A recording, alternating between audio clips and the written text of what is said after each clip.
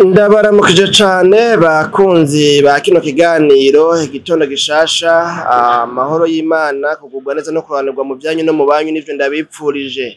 Ndabaha ikaze muri kino kiganiro cacu igitondo gishasha musanzwe mutegurirwa mu kongera mugashikizwa na jewe Janvier Manirambona.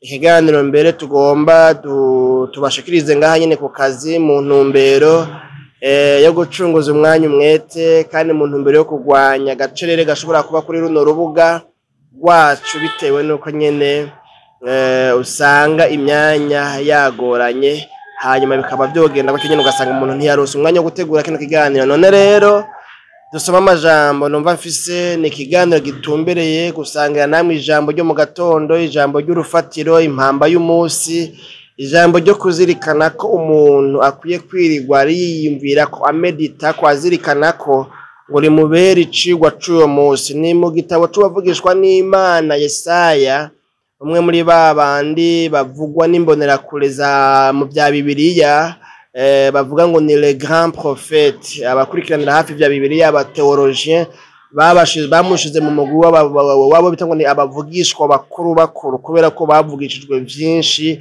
kandi igihe kitari gito. Ibitabo byabo rero biba binini gusumba ibyo abavugishwa bavuga ngo ni abavugishwa bato canke les prophètes mineurs.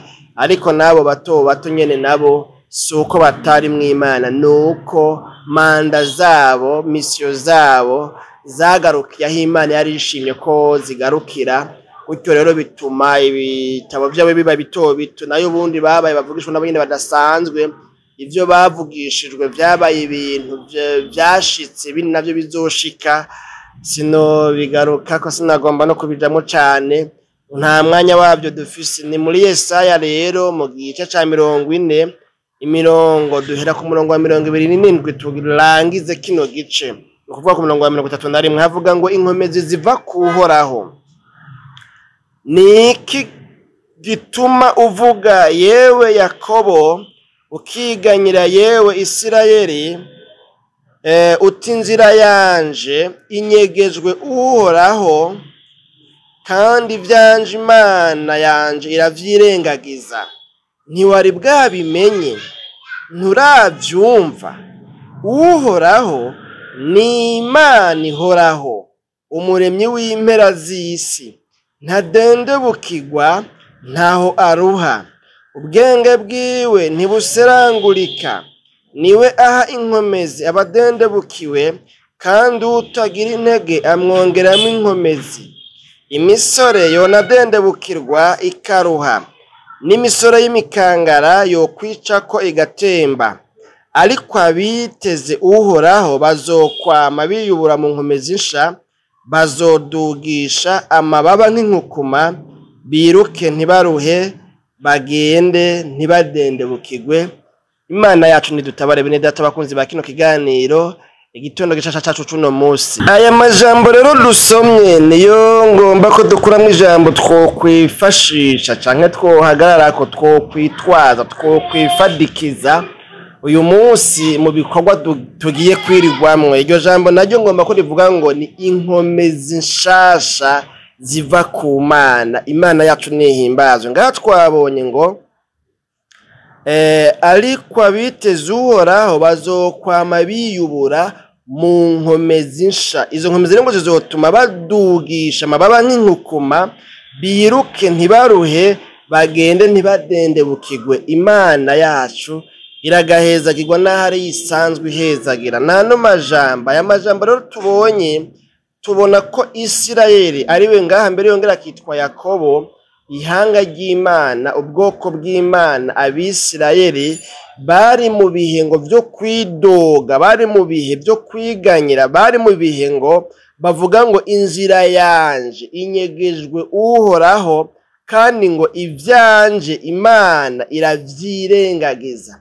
Kubera iki? Hari ibihe umuntu abaho akabona kumenga Imana iramwirengagiza, ukamenga Imana ntimwiyumvira ko ivyiyumviro vyiza vy'amahoro bitari ivy'ibyago, ukamengo mbere na y'amasezerano yari yaravuganye n'Imana canke Imana yamusezeraniye, canke mbere na y'amasezerano tubona mu ijambo ry'Imana ugasanga umenga ayo masezerano ntakibaho, umengo nta kuri kwayo kugaragara, kubera ibyo umuntu aba ariko aracamwo, ibyo umuntu aba ariko arahura navyo. Bene data bakunze ba kino kiganiro Igitondo Gishasha, biba binyuranye n'iby'ijambo ry'Imana rivuga ku bantu bayisenga.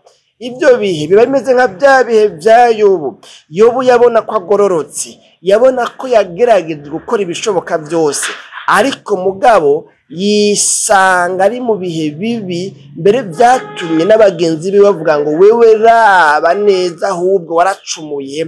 Nta muntu ahura n'ibyo byaga atacumuye. Yobu, reka kwitsindanishiriza, reka kwibeshera ngo wewe ngo uri umugororotsi. Wapi, twahora tugira ngo uri umugororotsi, twahora tugira ngo uri umukizwa, ariko turavye ibibazo urimo, turavye ibihe urimo, turavye ibyago bikubayeko, wewe hari ibyaha wakoze, byahebye biraja habona. Niyo mpamvu uri kurahura n'ibi byago. Imana yacu nidutabare. Bene data bakunzi ba kino kiganiro Igitondo Gishasha, muri ibyo bihe rero bimeze nk'ibya Yobu, nibyo bihe nyene umusavyi w'Imana, umuntu yasenze Imana, umuntu yisonzesheje, umuntu aririmbira Imana, umuntu atamba igisirimba, umuntu agerageza kugororokera Imana, umuntu agira ruwane na adoration, abantu bagafashwa. Nibyo bihe umuntu ageramwo akabona, nubwo yagerageza gukora ibyo ashobora byose, akabona mugabo nta kigenda, akabona ibintu byose byanse, akabona atangatanzwe imbere n'inyuma, akabona novuga ngo ntagira epfo na ruguru, ntagira uwo muserukako. Hanyuma rero agatangura kwiganya no kwihebura. Muri iki gihe nyine rero Imana yaje ivuga aya majambo iciye muri Yesaya, avuga ngo ntiwari bwavyumve, ntiwari bwabimenye, Uhoraho Imana yawe wizeye, naho utayibona muri bino bihurimwo, ariko irafise ibiyiranga, irafise des caractéristiques ziyiranga. Muri ivyo biyiranga navyo nibi: Imana yawe wizeye, yewe Yakobo, yewe Isirayeli, yewe musavyi w'Imana, ni Uhoraho Imana ihoraho. Muravyumva? Ahandi naho avuga ngo ni umuremyi w'impera z'isi, umuremyi w'ijuru n'isi, niwe abirema akabikomeza. Imana yacu nidutabare. Kandi ngo ntadendebukirwa, Uhoraho Imana yawe ntadendebukirwa, ntiyadendebukiwe, ntiyarambiwe no kugutabara. Imana yacu nidutabare. Kandi ngo Uhoraho ntaruha. Ivyo ni ibintu yibitseko, ni bimwe mu bimuranga. Uhoraho Imana yawe, yewe Yakobo, Imana yacu nidutabara. Avuga rero ngo abantu b'imisore, abo twabona umengo barakomeye, byoshika bakadendebukirwa, byoshika bakabivamwo, ariko abiteze Uhoraho hari ikintu gikomeye kibabako. Aba bantu ngo bama biyubura mu nkomezi nshasha. Imana yacu nidutabare. Ico conyene nico batandukaniye ko n'abisi. Kwiyubura mu nkomezi nshasha, inkomezi ziva kuhoraho. Ngaha ni kwijambo ry'umutwe rivuga nako inkomezi ziva kuhoraho rero ni inkomezi nshasha zibashisha umuntu nawe kugenda ntaruhe, ntiyice ko, ntatembe, ntananirwe n'urugendo, bigakunda yuko abandanya urugendo kandi akazorusozera amahoro. Imana yacu nidutabare. Ngaha rero nibutse ikorasi muri kwa turimba tuvuga ngo mu rugendo tworoha nuko dushobozwa na mpwemu w'Imana. Imana yacu nidutabare. Paulo nawe yavuze ngo nshobozwa byose numpa inkomezi. Nano majambo none rero bene data gomba ngarukeze ngahabya rero inkomezi nshasha ziva ku Mana nizo ukwiye kuronka.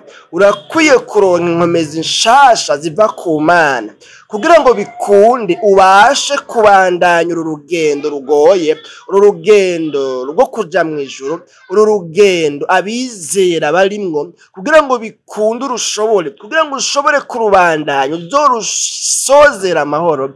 Biragusaba kwambara inkomezi nshasha ziva ku Mana. None rero nano majambo icompa Imana ikakwambika inkomezi.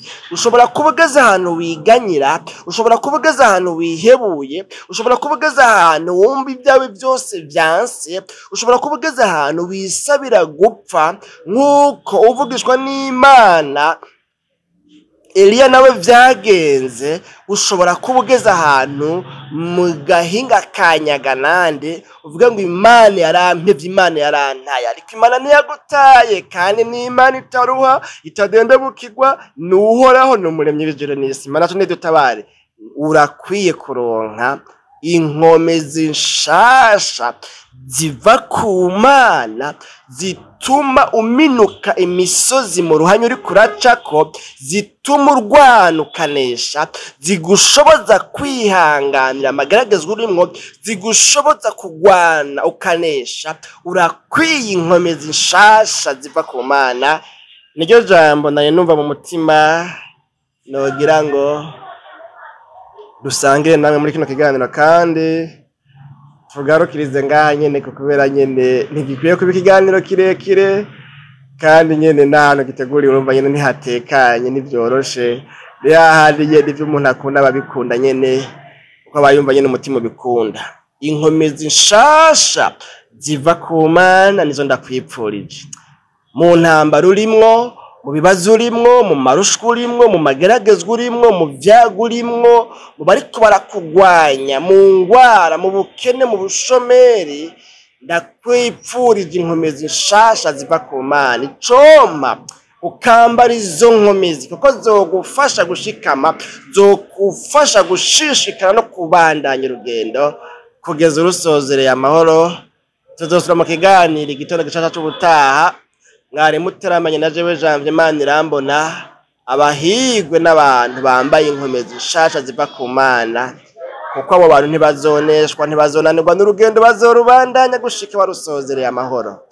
Mwami w'abami Yesu, tugushimiye cyane ku bw'ano majambo twumvise atubwiye ku nkomezi nshasha, kandi bishoboka yuko muri bano batumvise rino jambo hoba hariho abantu bazikeneye batazifise. Mu izina rya Yesu ndakwingiza ngo umuntu wese asenze avuga ngo Mana inkomezi nshasha uzimuronse, maze bashobore kunesha, bashobore kubandanya urugendo neza, bazorusozera amahoro. Mu izina ryawe gira Kristo Yesu tuvyizeye. Amen.